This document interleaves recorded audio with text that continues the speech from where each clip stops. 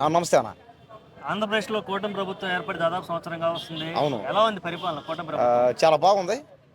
కూటమి ప్రభుత్వం వచ్చిన తర్వాత ఎన్నెన్నో అభివృద్ధి పనులు, రాష్ట్రం అభివృద్ధి దశగా పోవడం, అభివృద్ధి దశలో నడవడం, అభివృద్ధి చెందడం నాకు చాలా ఆనందంగా ఉంది. దేనికంటే గత ప్రభుత్వం చూసుకుంటే ఏమైంది, ఎన్నెన్నో బాధలు, ఎన్నెన్నో ఆకలి బాధలు, ఉద్యోగాలు లేవు.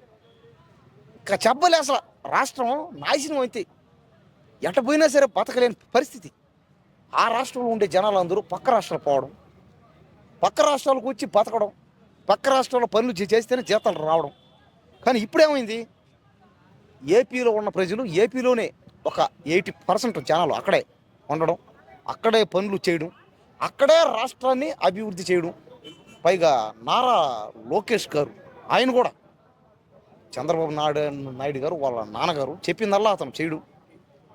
ముఖ్యంగా అతను రాష్ట్రం మీద, రాష్ట్ర ప్రయోజనాల మీద అతను మైండ్ పెట్టడం చూసుకుంటే ఎంత బాగుందంటే కరెక్ట్గా ఈ 4 ఏళ్ళలోగా ఖచ్చితంగా మన ఇండియాలోనే ఏపీ స్టేటు నెంబర్ 1 ప్లేస్కి పోద్ది, ఖచ్చితంగా పోద్ది. ఓకే, రాజధాని విషయంలో ఎలా ఉంది ప్రోగ్రెస్? ఇంకా రాజధాని విషయంలో నేను చెప్పలేక కొత్త కొత్త మార్పులు వస్తున్నాయి. కడతారు ఖచ్చితంగా, ఖచ్చితంగా రాజధాని కన్ఫర్మ్ ఫిక్స్ అయిపోద్ది, అయిపోయిందిరే ఆల్రెడీ. కానీ ఏంటంటే ఇప్పుడు మనం చూసుకున్నాం లేట్ అయింది బాగా. ఈ 2025 సంవత్సరంతో లాస్ట్. ఇంకా రాజధాని అక్కడ కట్టాలి తప్పదు, ఎందుకంటే ఈ ఇయర్ ఇంకా లాస్ట్ ఉంది ఇక్కడ. కాబట్టి ఏంటంటే ఖచ్చితంగా చేస్తారు. ఇప్పటికీ అదేందో రాజధాని పార్క్ అంటే సంబంధించి రకరకాలుగా ఐటీ పార్క్ అని అట్లా రాజధాని డెవలప్మెంట్ చేద్దామని, ఐటీ డెవలప్మెంట్ చేద్దామని, ఉద్యోగాలు రావాలని, రాష్ట్రాన్ని అంటే దేశంలో రాష్ట్రాన్ని డెవలప్మెంట్ చేద్దామని ఆ దిశగా పోవడం. కాబట్టి అంతా బాగానే ఉంది. ఈ మధ్యలో పవన్ కళ్యాణ్ గారు డిప్యూటీ సీఎంగా చేయడం, ఆయన డిప్యూటీ సీఎంగా చేసి దేనికోసం, ప్రజల కోసం చేస్తున్నాడు. అతను ప్రజలు బాగుపడాలని, దేశంలో పేదరికం లేకుండా చెయ్యాలని తపనతో చేస్తున్నారు. కాబట్టి చూద్దాం, ఇంకా 4 ఏళ్ళు ఉంది, టైం ఉంది. ఈ 4 ఏళ్ళలో కానీ ఇంకా మారకపోతే ఏమో చెప్పలేం కదా. రోజు చేస్తా అంటారు, ఒకళ్ళు చేయకపోతే మాత్రం జనాలు అందరూ చూస్తారు, జనాలకు అర్థం అవుతుంది క్లారిటీగా. గత ప్రభుత్వం ఓడిపోవడం కారణాలు ఒకటే, ఏంది, డెవలప్మెంట్ లేదు, అంతే కదా. జనాలు ఓట్లు వేయలే, దేనికి, ఏం చేయట్లేదని. వీళ్ళు ఏం చేయట్లేదు అంటే వాళ్ళ ఫ్యామిలీలు, అంటే ఎవరైతే పదవులు ఉన్నారో వాళ్ళ ఫ్యామిలీలు వాళ్ళు డెవలప్మెంట్ అవుతున్నారు. కానీ ప్రజలు ఓటేసుకోవడం మాత్రం అవ్వట్లే.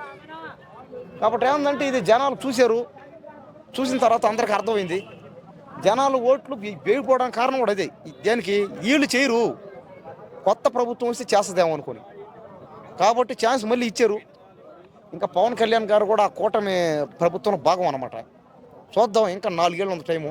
కాబట్టి పవన్ కళ్యాణ్ గారు కూడా 24 గంటలు ప్రజల కోసం అక్కడ పోవడం, ఇక్కడ పోవడం, ఏదో ఒకటి చేయడం, రోడ్లు వేయడం, గవర్నమెంట్ బిల్డింగ్లు కానీ, స్కూళ్ళు కానీ, హాస్పిటల్ కట్టడం జరుగుతుందంతా. కానీ ఏంటంటే ఇంకా కొంచెం డెవలప్మెంట్ కావాలి. డెవలప్మెంట్ అవుదామంటే రాష్ట్రంలో ఎంతసేపు బడ్జెట్ లేదు, డబ్బులే ఉంటున్నారు. కానీ ఇదంతా ఏంటంటే చంద్రబాబు నాయుడు గారు ఇంతకుముందు గవర్నమెంట్ ఆయన సీఎంగా ఉన్నప్పుడు ఏమైందంటే, ఆయన సీఎంగా ఉన్న టైంలో పక్క దేశాలు పోవడం, కంపెనీలు తేవడం, ఫ్యాక్టరీలు తేవడం, కట్టడం, డెవలప్మెంట్ చేయడం అయింది. చూద్దాం, ఇప్పుడు ఇంకా 4 ఏళ్ళు ఉంది. ఒకవేళ ఈ 4 ఏళ్ళలో కానీ కట్టకపోయినా ఏం చేయకపోయినా అంతే సంగతి, మళ్ళీ మన చేతులు లేదు ఏం. కానీ వాళ్ళు చేయరనిపిస్తుంది, చేస్తారు ఖచ్చితంగా. దేనికంటే చూశారు, పడ్డర బదులు. అదేవిధంగా ఇంకోటి, ప్రజలకే డెవలప్మెంట్ అయ్యారు జనాలు డెవలప్మెంట్ అయ్యారు. చూసుకోను కావాలంటే, ఇది వరకు వేరు, ఇప్పుడు వేరు. ఇప్పుడు అందరికి అర్థమవుతుంది జ్ఞానం. మనం ఎవడికి ఓటేయాలి, ఓటేస్తే మనకు లాభమే అది. అంతేగాని మన ఫ్యామిలీలో ఎవడో వచ్చి ఓడికి ఏంటే ఎయిర్ ఇక్కడ ఈరోజు ఎవడు చెప్పాల్సిన పనిలే. ఎవడికి ఓటేయాలో ఓడికి అర్థమవుతుంది, ఓడికి ఉంది జ్ఞానం. కాబట్టి ఎవడో వచ్చి చెప్తే ఎవడెవడికి ఓటేసి ఎవడెవడికో చేసి చూడు. కాబట్టి నువ్వు చూడు, ఈ 4 ఏళ్ళు ఉంది. ఈ 4 ఏళ్ళు అయిపోయిన తర్వాత చూడండి, మార్పులు చూడండి, ఎన్ని మార్పులు వస్తాయంటే. ఈసారి ఎలక్షన్లో ఖచ్చితంగా జనాలందరం మేము మారతాం. మాకు అర్థమవుతుంది ఎవరికి ఓటు వేయాలి, ఎవరిని గెలిపించుకోవాలి, మేము గవర్నమెంట్ని ఎవరిని పెట్టుకోవాలనేది మాకు అర్థమవుతుంది. సార్ నమస్తే అండి. నమస్తే.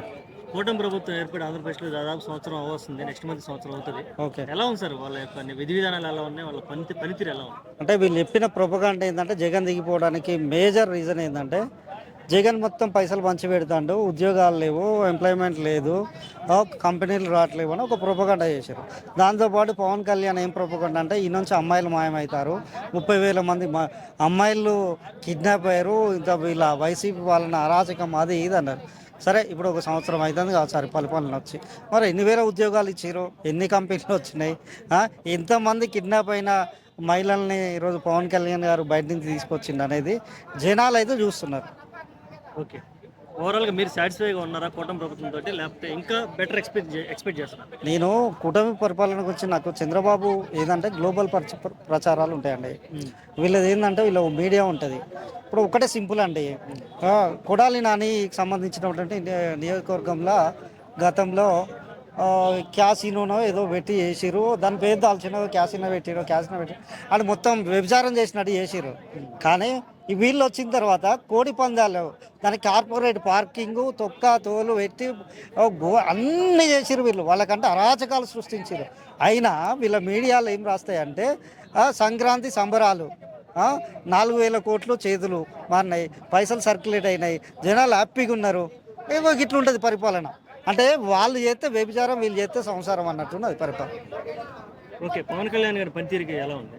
పవన్ కళ్యాణ్ పనితీరు ఏముంటుందని, పవన్ కళ్యాణ్ ఏమన్నా ముఖ్యమంత్రి లేకపోతే ఆయన సొంతంగా నిర్ణయాలు తీసుకుంటాడా? ఆయన క్యాబినెట్ పెట్టి ఈ నిర్ణయం తీసుకుంటా ఇంప్లిమెంట్ చేస్తా అని చెప్పగలదు. ఏరు మరి 30,000 మంది అయిపోయారు అన్నారు, ఏమైంది? ఆయన ఈ మధ్యలో ఏదో సనాతన ధర్మం మరి సనాతన ధర్మంలో ఏం చెప్తుంది? నీ కులం పిల్లల్ని చేసుకోమని చెప్తుంది సనాతన ధర్మం. నువ్వు ఎవరిని పెళ్లి చేసుకున్నావు అంటే విదేశీయులు చేసుకున్నావు, క్రైస్తవురాలను చేసుకున్నావు, నా పిల్లలు క్రైస్తవులు అంటారు. నువ్వు సనాతన ధర్మంలో ఉంటే నీ పిల్లలు క్రైస్తవులు అవుతారంటే నువ్వు సనాతన ధర్మాన్ని నువ్వు ఇంప్లిమెంట్ చేసినట్టు ఎట్లయితుంది? ఒక రాంగ్ వేలో లేకపోతే బీజేపీ ట్రాప్లో పడ్డట్టయితే పవన్ కళ్యాణ్ క్లియర్గా అర్థమవుతుంది. Okay, thank you so much.